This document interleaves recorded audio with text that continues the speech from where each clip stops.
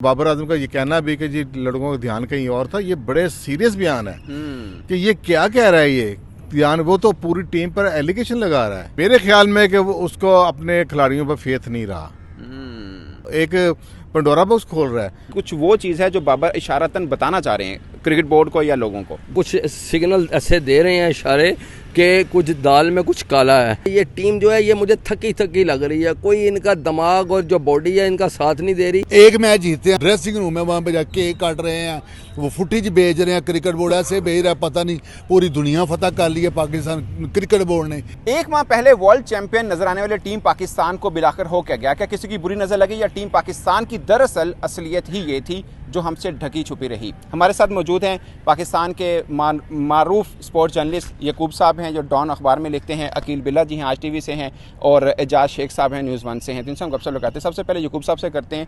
यकूब साहब के मेरे जितना स्पोर्ट्स जर्नलिज्म का तजर्बा है, सर आपको क्या लग रहा है हमारी टीम की एक्चुअल में ये एबिलिटी ये थी, या आपको लगता है कि टीम के अंदर कोई गड़बड़ हुई है जिसकी वजह से एकदम टीम यूँ टूट फूट का शिकार नज़र आ रही है?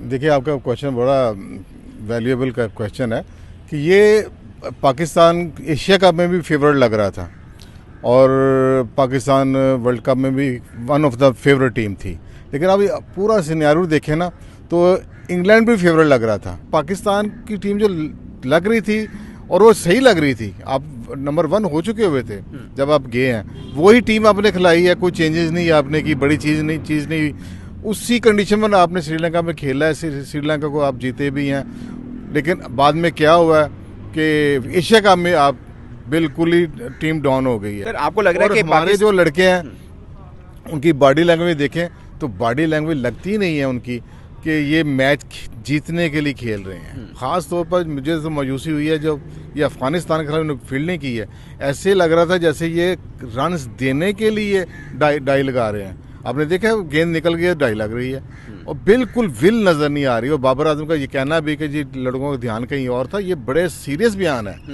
कि ये क्या कह रहा है। ये ध्यान वो तो पूरी टीम पर एलिगेशन लगा रहा है, तो ये डाउट्स क्या है, यहाँ तो फिशी चीज़ें साफ बाहर आ जाती हैं कि लड़के कहीं और ध्यान था उनका। सर इसका मतलब मैं इसी पे आना चाह रहा था, बाबर आजम की इस बात का आप क्या मतलब लेते हैं? मेरे ख्याल में कि वो उसको अपने खिलाड़ियों पर फेथ नहीं रहा, क्योंकि ये जब बात होती है ना कि आप देखिए, हम हमेशा जब क्वेश्चन करते हैं तो वो कैप्टन हो कोच हो वो डिफेंड कर रहा होता है अपने खिलाड़ियों को, जैसे वो ना चाहते हुए डिफेंड करता है। लेकिन ये तो वो एक पंडोरा बॉक्स खोल रहा है कि जी ये मेरे लड़कों का ध्यान कहीं और था। इतना बड़ा अनप्रोफेशनल होने का इल्ज़ाम लगा रहा है बाबर आजम अपने लड़कों के ऊपर, तो ये चीज़ नीचे कुछ पक रहा है, पक नहीं गया, पक चुका हुआ है मेरे ख्याल में।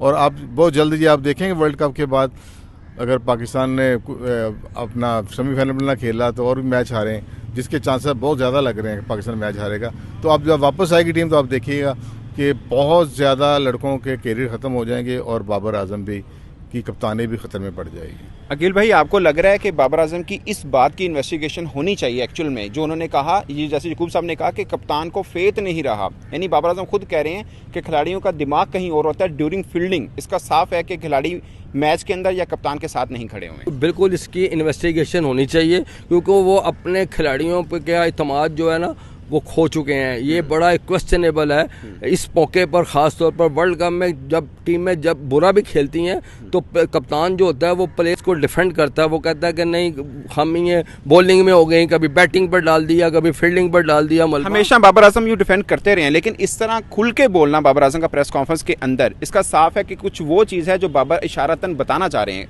क्रिकेट बोर्ड को या लोगों को। बिल्कुल ये बात दुरुस्त है कि वो कुछ सिग्नल ऐसे दे रहे हैं इशारे कि कुछ दाल में कुछ काला है। जैसे अभी कहा गया है कि ये जो हंडिया है ये अब चौराहे में, अब ये इसका टूटना ठहर चुका है। अब वर्ल्ड कप का इंतज़ार है, जब ये वापस आएंगे तो फिर अगर अल्लाह करे, हम तो ये ख्वाहिशमंद हैं as a Pakistani sports journalist कि पाकिस्तानी टीम जो है अगले मैचेस में अच्छा परफॉर्म करे, कम बैक करे और सेमीफाइनल तक और फाइनल तक खेले और बल्कि ट्रॉफी लेकर आए। लेकिन जिस तरह की सूरत हाल है, जिस तरह की बॉडी लैंग्वेज है, उससे नज़र नहीं आता कि ये टीम जो है दोबारा कम बैक करेगी। मुश्किल ज़रूर है, अब जो हालात हैं, लेकिन क्योंकि क्रिकेट है इसमें कुछ कहना काबिल वक्त होता है, कोई प्रेडिक्शन नहीं की जा सकती। लेकिन जहाँ तक बात है, ये टीम जो है ये मुझे थकी थकी लग रही है, कोई इनका दिमाग और जो बॉडी है इनका साथ नहीं दे रही।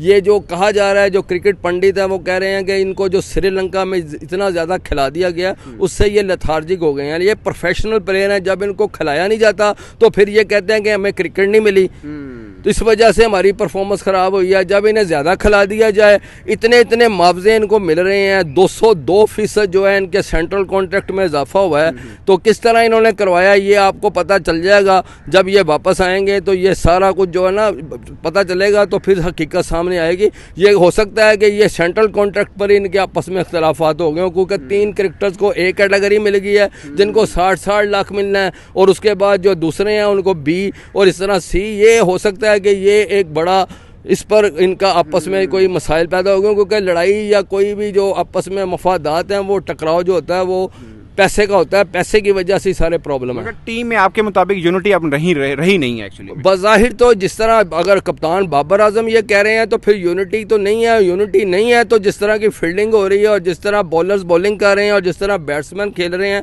अल्लाह करे ये साउथ अफ्रीका का जो मैच आ रहा है उसमें ये बिल्कुल टीम मुख्तलिफ दिखाई दे।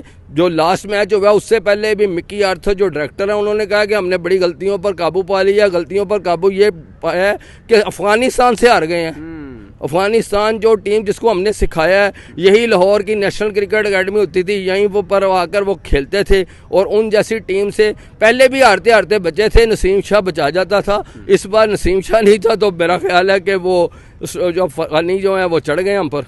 शेख एजाज साहब हमारे साथ हैं। शेख साहब, आपको क्या लग रहा है, पाकिस्तानी खिलाड़ी दूसरी टीम के साथ मैच खेल रहे हैं, इनका आपस में कोई मैच लगा हुआ है? देखिए, जो रिज़ल्ट है उसके मुताबिक तो यही कहा जा सकता है ये आपस में कोई खिचड़ी ज़रूर पकी हुई है। वो जो हंडिया अपनी ना पकी, अब उससे से पर्दा उठने की देर है। तो सिर्फ ये इसी बात के सारे मुंतज़र हैं कि 8 नवंबर 9 नवंबर तक सामने क्या चीज़ आती है। तो कुछ ना कुछ ज़रूर है।